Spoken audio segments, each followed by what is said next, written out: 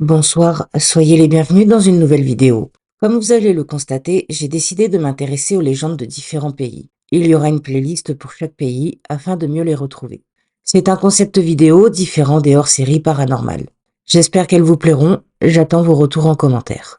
Ce soir, nous allons au Mexique, avec 3 légendes mystérieuses et terrifiantes. Petit disclaimer avant de commencer. Tout d'abord, veuillez m'excuser si j'écorche les noms. Ensuite, je voulais également vous présenter mes excuses, car la semaine dernière, il n'y a pas eu de vidéo. J'ai repris le travail et je n'ai pas eu le temps de tourner. Je vous avais également dit que ce serait une vidéo sur vos histoires paranormales, mais je n'ai pas eu le temps de faire le tri dans les mails reçus. Cette semaine également, il n'y aura pas la caméra. Je suis fatiguée et c'est moins stressant pour moi de vous faire une vidéo podcast. Ceci étant dit, on commence donc par la première légende. La Isla de las Muñecas. L'histoire de l'île des poupées. Située dans les canaux de Xochimilco, au sud de Mexico, se trouve l'Isla de las Muñecas, ou l'île des poupées. Cette île est célèbre pour être l'un des endroits les plus effrayants et mystérieux du Mexique.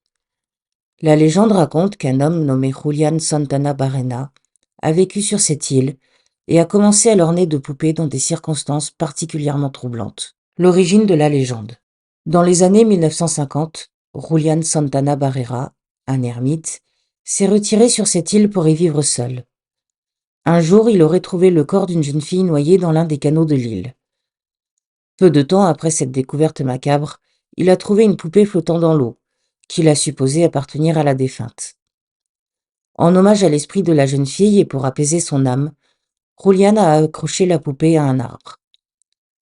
Cependant, il a commencé à ressentir une présence surnaturelle sur l'île, ce qui l'a poussé à collecter et suspendre de plus en plus de poupées dans les arbres, espérant ainsi apaiser les esprits et éloigner le mal. Les poupées, souvent en état de délabrement, avec des membres manquants et des visages défigurés par le temps, ajoutent une atmosphère sinistre à l'île. La vie sur l'île. Pendant des années, Julián a continué à accrocher des poupées partout sur l'île, convaincu que cela protégerait son sanctuaire des esprits malins. Il aurait affirmé que les poupées prenaient vie la nuit, leurs yeux suivant les visiteurs, et qu'il entendait des chuchotements et des rires d'enfants. Les habitants locaux évitaient l'île, la considérant comme maudite. En 2001, après avoir passé des décennies à veiller sur l'île et à y ajouter des poupées, Julián Santana Barrera est décédé. Ironiquement, il a été retrouvé mort dans le même canal où il avait trouvé le corps de la jeune fille des années auparavant. Certains croient qu'il a été repris par les esprits qu'il cherchait à apaiser. L'île aujourd'hui. Aujourd'hui, l'Isla de las Muñecas est une attraction touristique populaire, bien que macabre.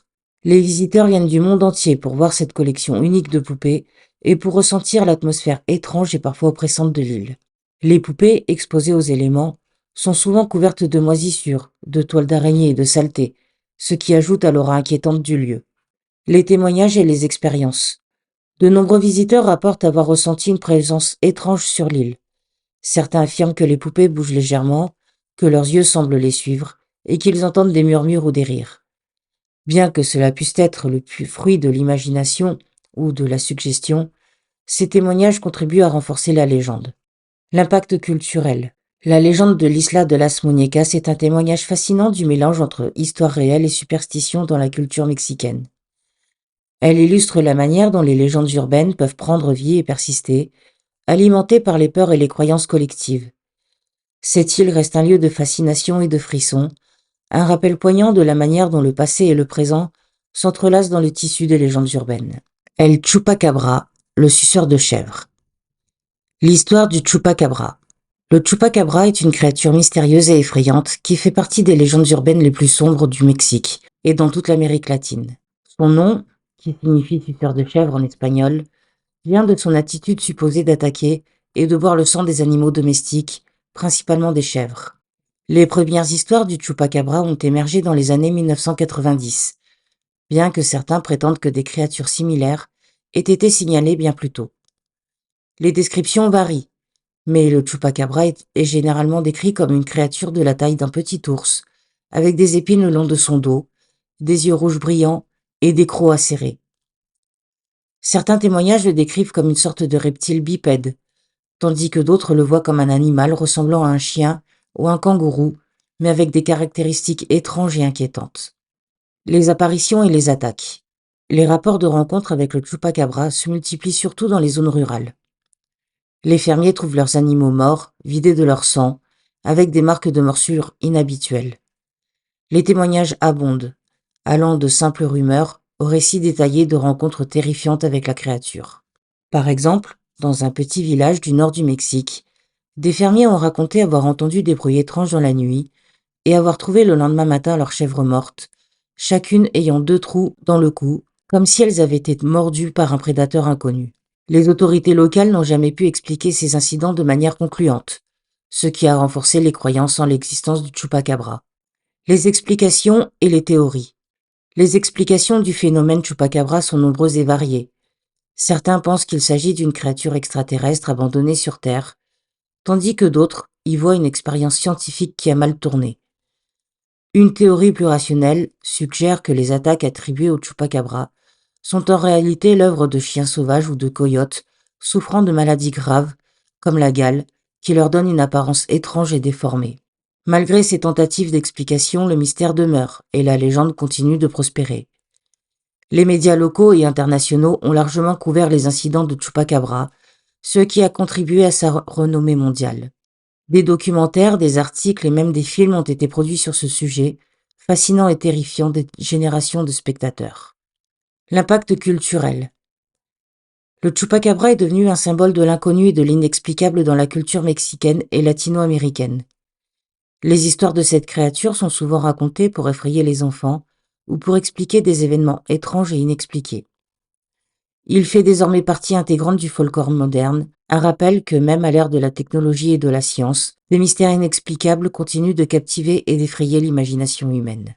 La Llorona, la dame en pleurs. La légende de la Llorona est l'une des histoires les plus emblématiques et effrayantes du folklore mexicain. Elle raconte l'histoire tragique d'une femme nommée Maria, dont le chagrin et la douleur l'ont transformée en une apparition terrifiante. L'histoire de la Llorona. Maria était une femme magnifique et aimée de tous dans son village. Elle se maria avec un homme riche et puissant, et ensemble ils eurent 2 enfants. Malheureusement, leur bonheur ne dura pas. Son mari devint infidèle et finit par l'abandonner pour une autre femme. Dévastée par la trahison et le chagrin, Maria perdit peu à peu sa santé mentale. Un soir, dans un accès de désespoir et de folie, Maria emmena ses 2 enfants au bord d'une rivière et, dans un acte tragique et irréversible, les noya.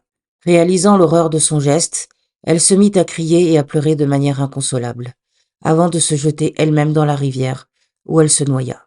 La malédiction de la Llorona.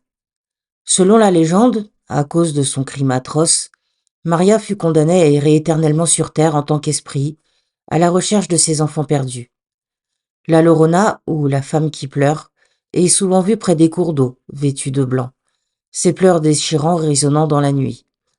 On dit qu'elle appelle ses enfants disparus et que son cri « Ay, mi hijos » ô mes enfants, glace le sang de ceux qui l'entendent. Les parents racontent cette histoire pour mettre en garde leurs enfants contre les dangers de s'approcher des rivières et des lacs la nuit. Il est également dit que ceux qui entendent les pleurs de la Llorona peuvent être maudits, et qu'elle pourrait essayer de prendre leurs enfants pour remplacer les siens. Les apparitions et les témoignages. De nombreux témoignages à travers le Mexique et l'Amérique latine rapportent des apparitions de la Llorona. Des habitants de villages ruraux aux grandes villes, des gens affirment avoir entendu ses pleurs déchirants ou avoir vu son spectre près des rivières, des lacs et même dans des rues désertes. Les histoires varient, mais le thème central reste le même. Un esprit tourmenté à la recherche de ses enfants, errant sans fin et semant la peur et la tristesse sur son passage.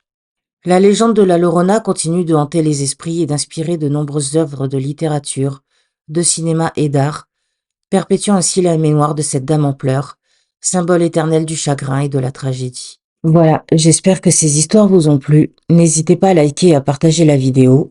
Laissez-moi un commentaire pour me dire ce que vous en avez pensé. N'hésitez pas à vous abonner si ce n'est pas déjà fait. Je vous fais des gros bisous et je vous dis à bientôt.